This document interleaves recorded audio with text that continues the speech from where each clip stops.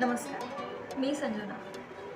तुम्हाला कधी असं जाणवलं आहे का की तुम्ही लाईफमध्ये मोठे मोठे गोल्स ठरवता, पण काही दिवसानंतर पुन्हा ते तसंच होऊन जातं. आपण जिम जॉईन करतो, पुस्तकं वाचायला सुरुवात करतो आणि लाईफ बदलण्याचं डिसिजन घेतो, पण काही दिवसानंतर मोटिवेशन संपतं. जर मी तुम्हाला सांगितलं की लाईफ बदलण्यासाठी तुम्हाला मोठे डिसिजन नाही तर छोट्या छोट्या सवयी पुरेशा असतात, तर 2003मध्ये जेम्स बेसबॉल खेळत होता.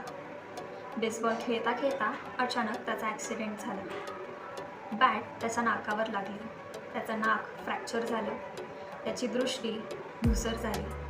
तो हॉस्पिटलाइज झाला.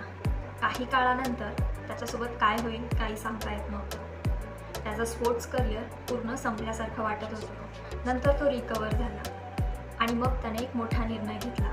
त्याने रोज छोट्या छोट्या इम्प्रूव्हमेंट्स करण्याचं डिसिजन घेतलं. हळूहळू क्लास अटेंड करणं, अभ्यास करणं, त्यानंतर प्रॅक्टिस करणं, यापासून त्याने त्याच्या इम्प्रूव्हमेंट्सची सुरुवात केली. हळूहळू तो प्रत्येक गोष्ट करण्याचा प्रयत्न करू लागला. हे चेंजेस एवढे छोटे होते की अगोदर कुणाला त्यामध्ये काही फरक दिसलाच नाही, पण काही महिन्यानंतर तो कॉलेजच्या टीमचा बेस्ट प्लेयर बनला. त्याची टीम ही कॉन्फरन्स चॅम्पियनसाठी निवडली गेली नाही. सक्सेस म्हणजे रोज घेतले गेलेले छोटे डिसिजन्स, आणि हा होता जेम्सचा रोज 1% बेटर होण्याचा डिसिजन.